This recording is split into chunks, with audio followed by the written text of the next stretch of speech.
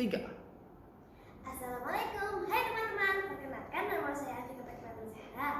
Saya dari Sekolah SDN Al-Tanjung 1, Surabaya. Kali ini saya akan menceritakan cerita berjudul Roro Jonggrang dari Provinsi Yogyakarta. Nah, kelihatan menarik? Yuk kita simak bareng-bareng. Pada zaman dahulu kala, hiduplah kerajaan yang bernama Kerajaan Pengging. Ia dipimpin oleh raja yang bernama Damar Maya. Para warga hidup dengan makmur dan subur. Tak jauh dari itu, hiduplah kerajaan yang kering yang bernama Kerajaan Baka. Ia dipimpin oleh raja yang bernama Prabu Baka. Ia adalah orang titisan raksasa yang ingin menaklukkan kerajaan Pengging. Ia menyuruh Patih Gumpala untuk mempersiapkan pasukan. Hei Patih Gumpala, persiapkan para pasukan, kita akan berperang. Baiklah Raja, ucap Patih Gumpala. Namun di sisi lain, Raja Prabu Baka memiliki anak yang cantik jelita bernama Roro Jonggrang. Tak hanya itu, Raja Damar Maya juga memiliki anak nih. Ia sakti dan gagah, bernama Raden Bandung Bondowoso.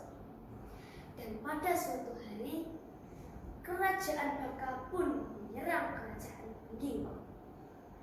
Para warga dibuat kaget karena serangan tiba-tiba yang dimunculkan oleh Kerajaan Baka. Para warga pun berlari karena kaget.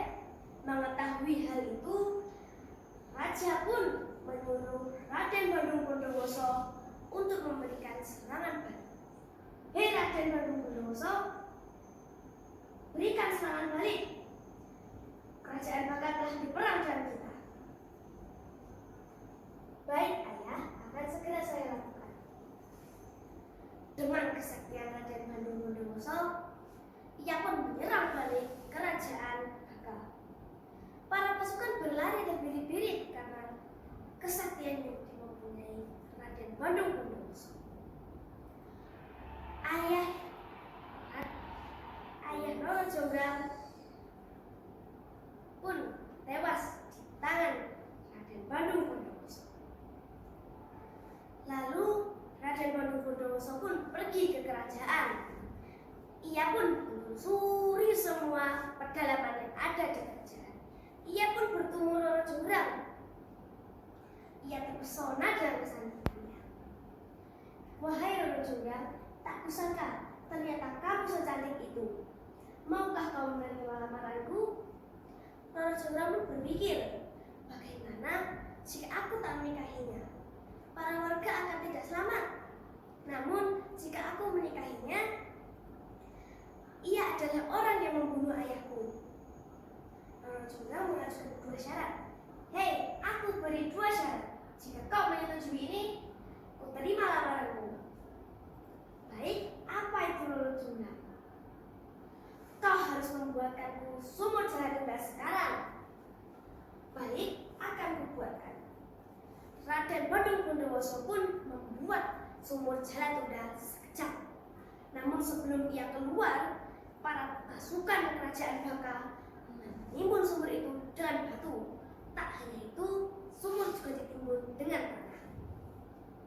Dan namun dengan kesaktian Raden Bandung Bondowoso, ia dengan mudah keluar. Ia segera menuju Roro Jonggrang. Ya malah karena kecurangan Roro Jonggrang. Hei Roro Jonggrang, kau melakukan kecurangan. Jika kau melakukan kecurangan lagi, aku tak segan untuk mengutukmu.